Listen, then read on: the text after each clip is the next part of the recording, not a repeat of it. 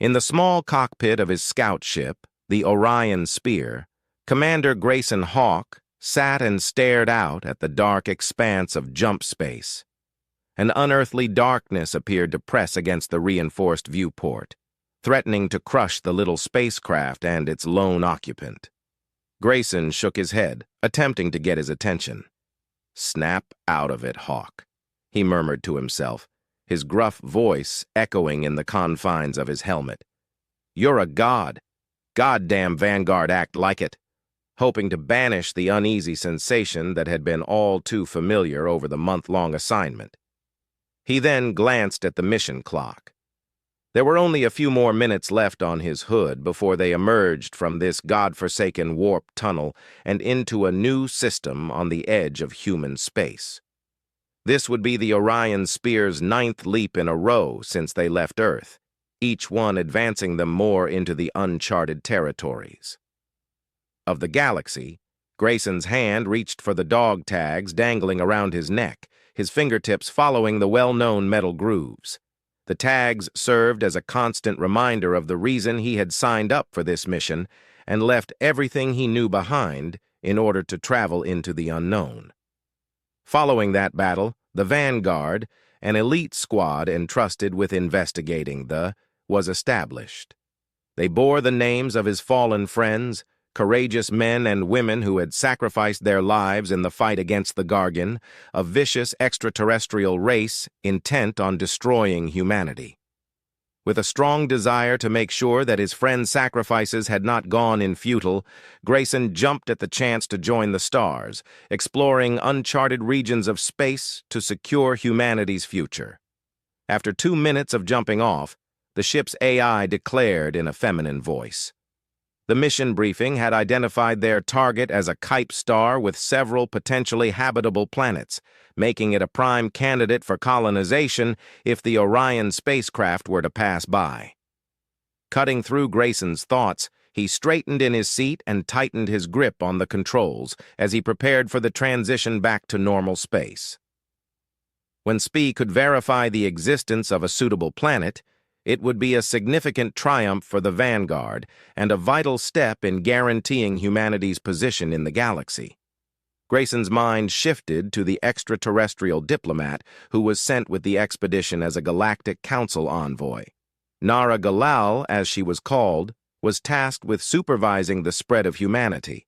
She had shown no secret of her contempt for the new human race, and Grayson had been turned on by her haughty demeanor ever since she boarded the Orion Spear. Though he would never acknowledge it aloud, he couldn't help but notice that there was something about Nara that captivated him beneath her cold demeanor. He detected a strong intelligence and a tenacity of will that equaled his own. When Grayson snapped back to the present and shook his head, erasing from his mind all memories of the Hfy-producing alien diplomat, he had a mission to focus on. The 30 seconds it took to jump exit the AI in tone had sparked a passionate disagreement between them. As the countdown approached 0, Grayan braced himself for the bone-jarring feeling of returning to normal space, but nothing could have prepared him for the powerful jolt that tore through the ship, slamming him against his shackles. He would be damned if he allowed anything to divert him from his task. His eyes widened in amazement as he realized what was causing the abrupt turbulence.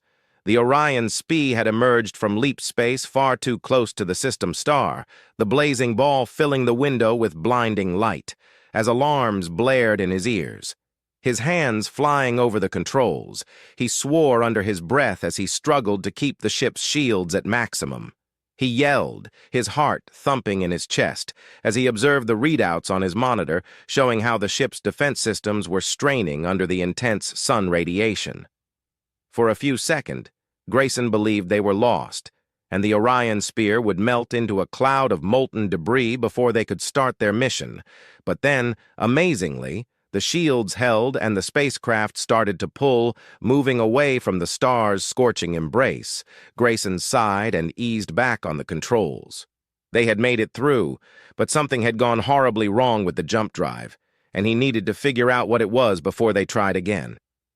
Grayson gritted his teeth, fighting the temptation to snap at the Gargan. But he did so because, believe me, love, if I did, Hawk, what the hell just happened? Are you trying to get us killed? Narara's voice crackled over Cal, as if on cue. There was a moment of astonished stillness on the other end of the communication, and then Narara's voice returned cold as the void outside watched your tongue human remember. He hissed, his voice dripping with sarcasm. Grayson rolled his eyes, his patience growing thin. How could I forget that you just reminded me every 5 goddamn minutes?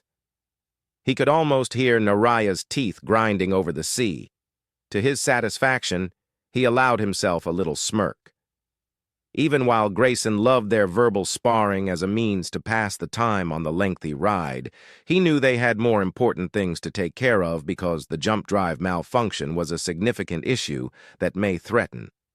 There was a pause before Nara's voice returned, grudgingly but professionally, agreeing that if this mission wasn't handled right away, we would not be as lucky. He added, "Listen, Nara, we need to figure out what caused that jump air if it happens again. Conduct a diagnostic on the drive motor to see if I can isolate the issue. In the interim, I propose that we deploy a communication buoy to inform Vanguard Command of our position in case something goes wrong." Grayson nodded, impressed. Despite as he got to work, Grayson couldn't help but feel uneasy because of Nara's astute suggestion to prep the buoy for launch. There was something about this mission that felt different, like they were about to embark on something significant, especially with Nara by his side. He sensed that things were about to get much more complicated with him by his side, but as he looked down at the dog tags around his neck, Grayson's resolve became unwavering. No matter what obstacles stood in his way, he would see this mission through to the very finish, for his fallen Grayson Hawk was a vanguard who never backs down from a fight, even if it involves his own friends. He would not fail as comrades for the future of humanity, and if that meant putting up with a certain enraged Gargon diplomat, then so be it. Darn heart, the Orion's spear drifted across the narrow engineering bay of the ship, its hull still bearing the wounds from its near collision with the star. Nara Galel bent over the jump drive control, her brow furrowed as she studied the diagnostic readouts. Grayson. Observing her through the doorway with his arms crossed over his chest, he had to concede that the Gargan was incredibly skilled at her profession. In the hours following their almost disastrous return from space, she had devoted herself wholeheartedly to figuring out what was wrong. His tone cut through the buzz of the ship's engines as he inquired, "Hawk, I haven't and I won't if you keep interrupting me every 5 minutes." Nara looked up at him, her light blue eyes narrowing in frustration. Grayson started to turn to leave, but Nero's voice interrupted him. "Wait." Grayson looked back over his shoulder, one eyebrow lifted in concern, and ARA hesitated as if to acknowledge that further upsetting her would just prolong their efforts. "I wanted to thank you for your swift actions earlier. If you hadn't reacted as quickly as you did, we might not have survived." Grayson blinked, startled by the unexpected expression of gratitude. "I was simply struggling with some internal struggle."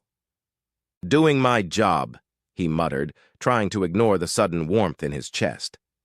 Nara nodded, looking back at the console, saying, "I know, but still, thank you."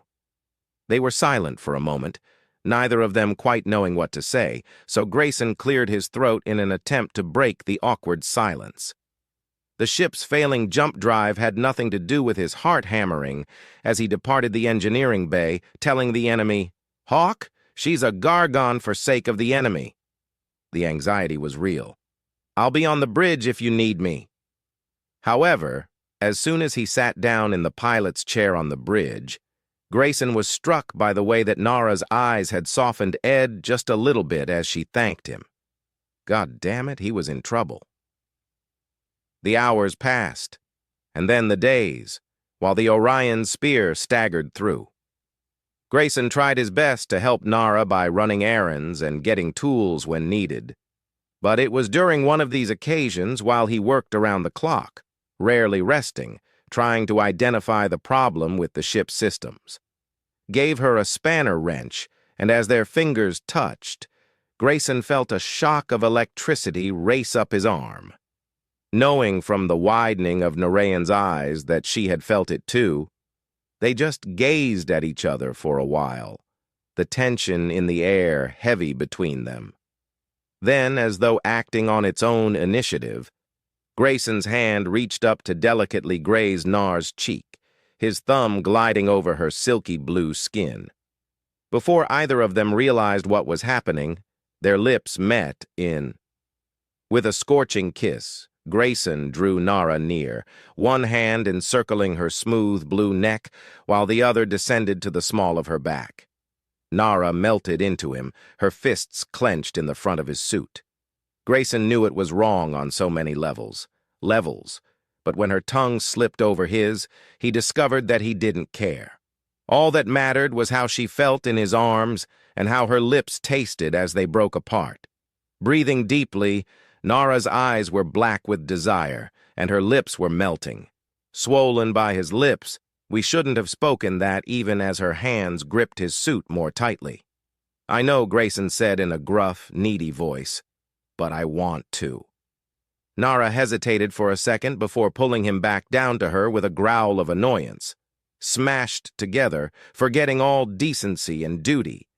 In the heat of the moment, clothes were abandoned, hands were probed, and bodies were entwined in a dance as old as time. Grayson knew that nothing would ever be the same as he lost himself in the pleasure of Narayan's touch.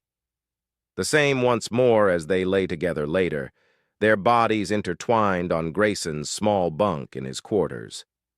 With her head resting on his chest and her fingers making meaningless patterns on his sweat-slick skin, Naraya murmured in a regretful tone. Grayson sighed, his hand stroking through his hair. Her neck. "I know, but I don't regret it," Nara said, pushed herself up on one elbow, her gaze searching his face. Grayson nodded, his jaw tightening with resolve. "We can't let this get in the way of the mission.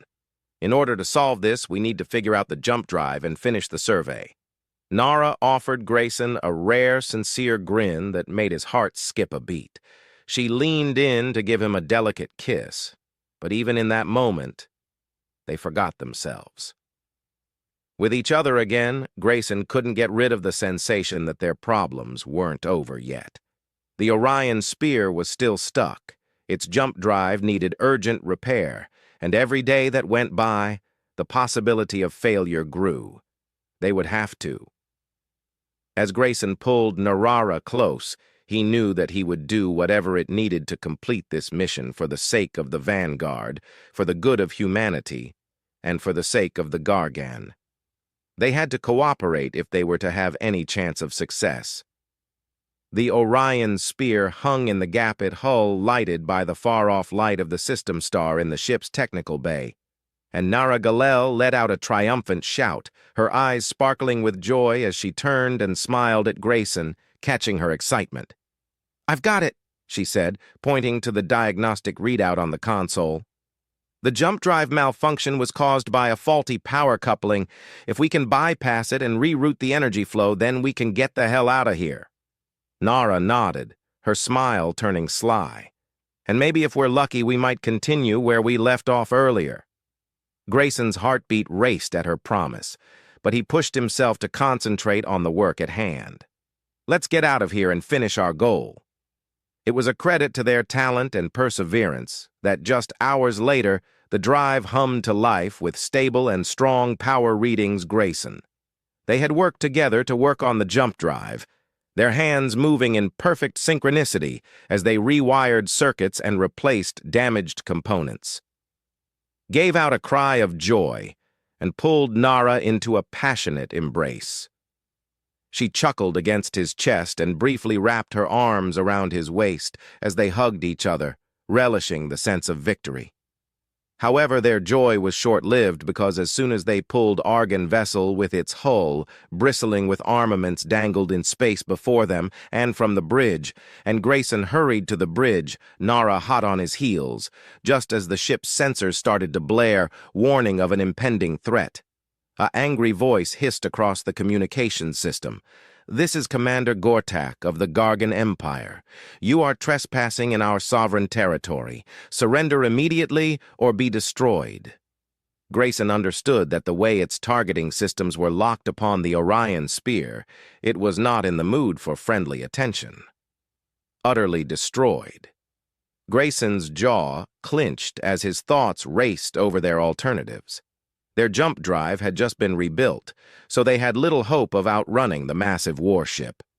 But as he looked at Nara, he saw the same resolve in Gortak. Nara spoke in a steady, clear voice, expressing to the Galactic Council that she was Nara Galel's diplomatic envoy, and that the human vessel was under her protection.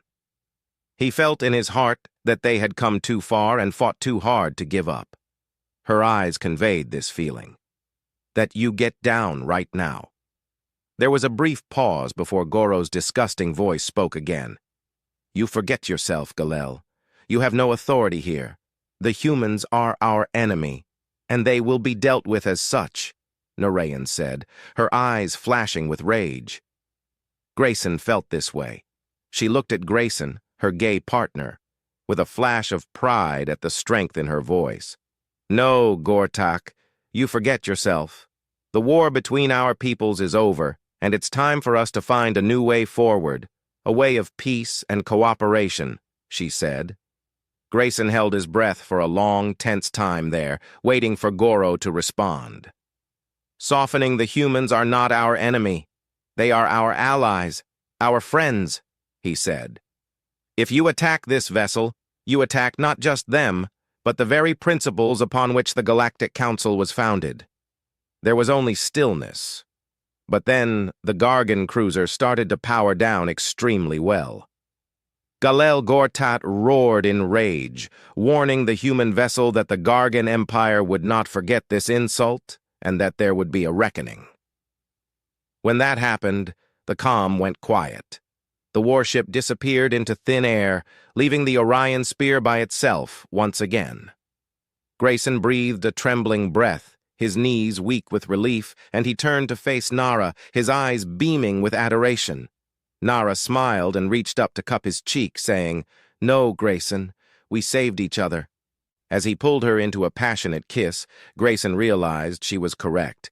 They had confronted the unknown as a team, human and Vargan, and in doing so, they had created a tie that would never sever. They had demonstrated that, in spite of their differences, the two peoples could cooperate, find points of agreement, and create a peaceful, prosperous future. And as the Orion Spear leaped into the void, with Narab by his side, Grayson knew he would conquer any obstacles ahead because they were more than just lovers or allies. They were a symbol of hope and a lighthouse. Their leap drive carried them onward to new experiences and discoveries. They were the future, and the future was brilliant in the darkness of space. Subscribe to watch more amazing sci-fi stories.